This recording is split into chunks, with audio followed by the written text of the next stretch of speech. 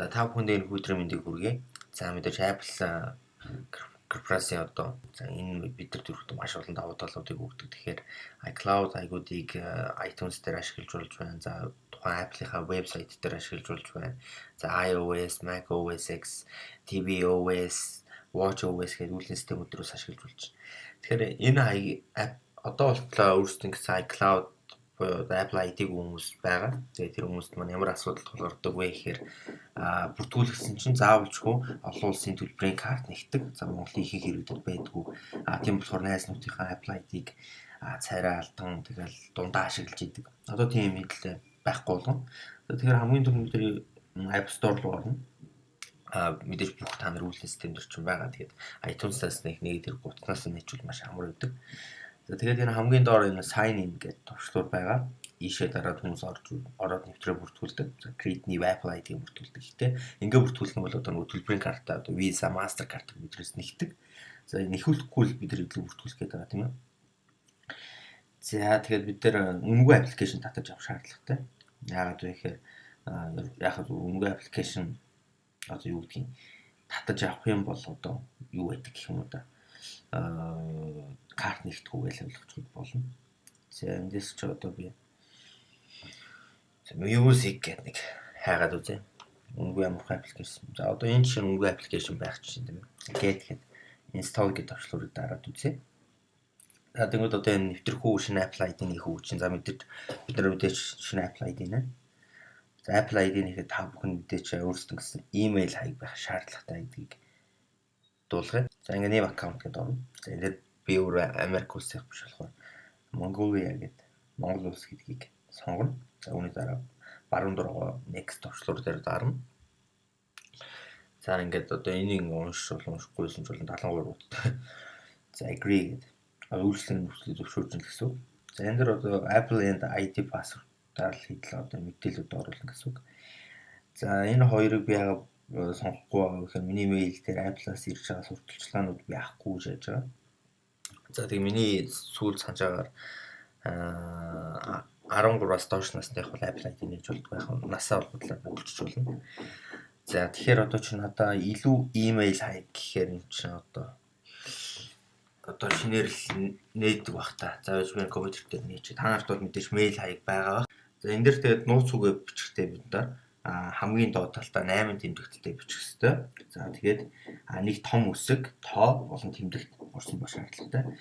Би одоо жишээ нь та нарт их гоё юу вэ? Одоо нууц үгний сан бүрдүүлж өгье.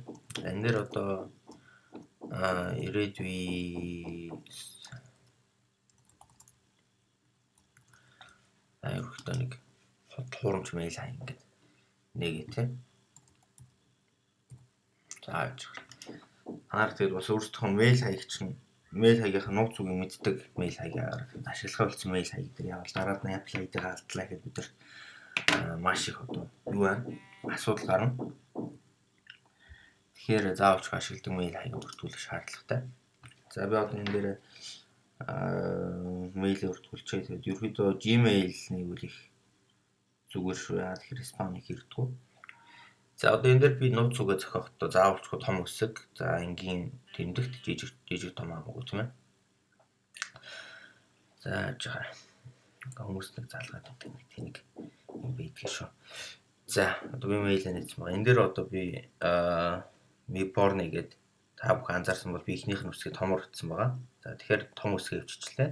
Дараагийн шалгуурыг жижиг үсэг бүтчихлээ. За одоо энэ дээр би тэмдэгт оруулна. Miborne гингүүтээ 7 үсэгтэй болчихж байгаа. За энэ дээр бас нэг тоор олжвол их зүгээр. Тэн дээр 1 2 3 4 чагт. За энэ дээр ингээд доороо битсэн нууц үг ингээд яачаа. Ингээд тэмдэглээ авчаа. За ингээд нууц үг ингээд биччихлээ. За үүний дараа security info гэж байгаа. Энэ бол маш чухал. Нууц асуултууд.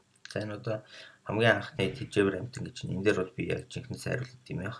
Димээгээд dream job. За bla bla гэд.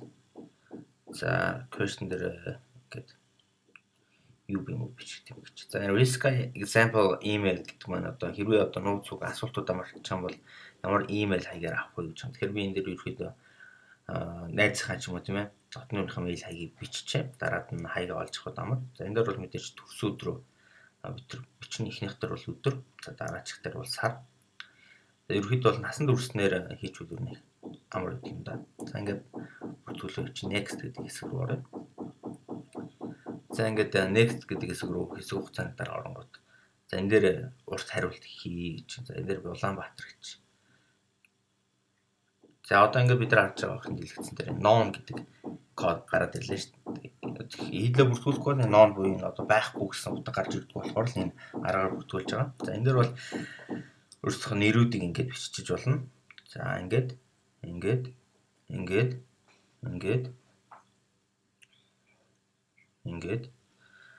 за энэ дээр бид тэр 11 тэг гэж бичиж болно. За утасны дугаар дээр худлаа дугаар ингээд бичсэн ч болно. За өмнөхөд дараа next төвчлөр дээр дарна. За ингээд хаяа бас нэг ийм алдаа гардаг. Ямар алдаа вэ гэхээр энэ for assistant contact iTunes support add гэдэг алдаа гарч байгаа. Энэ ямар алдаанаас гарч байгаа вэ гэхээр ерөөхдөө энэ утсан дээр өмнө миний Apple ID байсан болохоор юм их алдаа гарч байгаа. Тийм яг ийм алдаа гарах юм бол та нар утсаа унтраах хэрэгтэй. Тэгээд буцааж хасаа дахиж энэ алхмуудаа хийнэ гэсэн үг. Яг ямар алдаанаас нэг тодорхойгүй байдаг гэхүүдээ. За би энэ дээр бас юмнуудаа засаа үзье. Яг хөө тэгээ болж л байвал сайн үз тийм ээ. Бас энэ мэдээлэлд бас буруу оруулснаас бол тийм ээ. За бол Castle Garden гэл хотлайн биччихэ. За Улаанбаатар утасны дугаар дээр 4 5 6 7 8 9 гэдэг. Next гэдэг. Шулж. Тэр дахиад юм алдаа гарах нь шууд үргэлжлэх нь үзье. Бас би бас нөгөө мэдээлэлээ бас жоохон хуурн чиглэл мэдгэдэггүй зариус хийсэн болохоор бас нэг сайн юм алдаа гарч ирсэн байж магадгүй. За уншиж байна. Уншаал.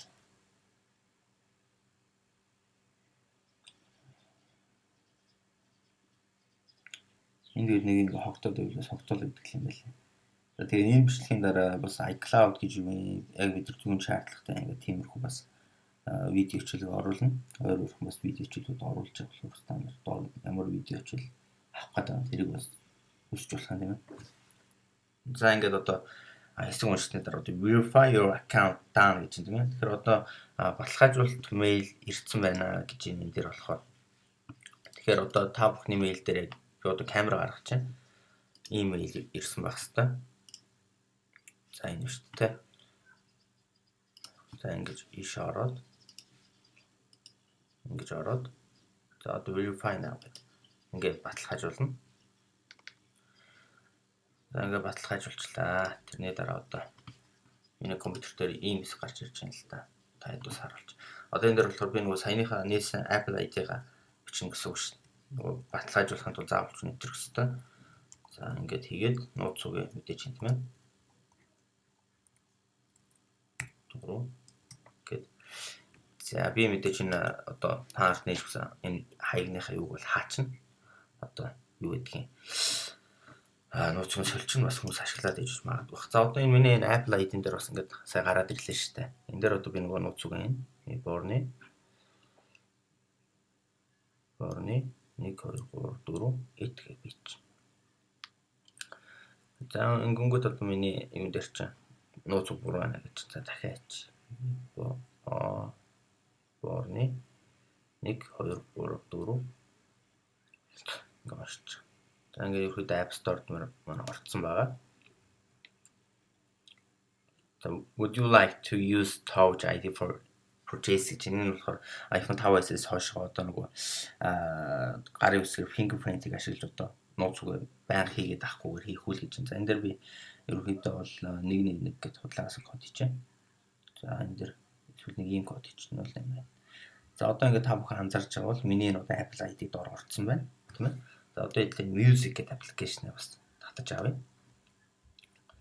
Үнэгүй аппликейшнуудад татаа авчихна, тийм ээ. За хэрвээ аппликейшн худалдаж авах шаардлага гарах юм бол яа одоо юу гэдгийг төлбөрийн картын мэдээллийг оруулаад хийчихнэ. За тэгэхээр ингээд энэ дээр ч одоо дахиад нууц нэг ингээ оруулсан багт бол тагш нэхгүй. Гэтэ би нөгөө товч ID-аар хийсэн болохоор ингээд татаа авчна. За мэдээж та нар бас хамгийн их агаар өстой зүйлсийн нэг юу вэ гэхээр одоо энэ байна.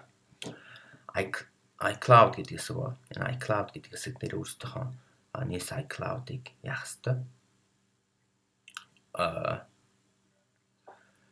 Бүртгүүлэх шаардлагатай. За энэ яг яагаад ингэ бүртгүүлэх шаардлагатай гэвэл дараачийн видеон дээр яг байгаа. Өнөөдөр орой ерөөхдөө бол багтаага хийчихнэ. Энэ iCloud бол ерөөхдөө Apple-ийг ерөөхдөө бас төгс болоход нь ойртож байгаа нэг том зүйл. За agree гэдэг энэ төвчлөрийг хийчихнэ. Тэгээд түрүүнийх шиг улаан тэнэг алдаа гараад ивэл бас цонтройцтайгаа бүх юмнуудаа гаргаад мэдээлэлүүдээ бас солиод хийгээд үзээрэй. За ингээд өнөөдөр хэдүүлээ Apple ID-га үнэгүй буюу одоо кредит карт ерөөсөө яах шаардлагагүйгээр нэмэх шаардлагагүйгээр нэгээ сурчлаа. Энэ бол бидний хувьд бол бас маш том амжилтын нэг. За ингээд мэдээж энэ дээр бид нар баталгаажуулж байна. За баталгаажуулж уншсны дараа энэ дээр Find My iPhone гэсэн сонголт байж байдаг. Энэ сонголтыг заавал ч нээх ёстой. Энэ сонголтыг хизээж хааж болохгүй. За ингээд бас жоохон одоо энэ дээр би энэ дээр don't merge гэж сонгож байна.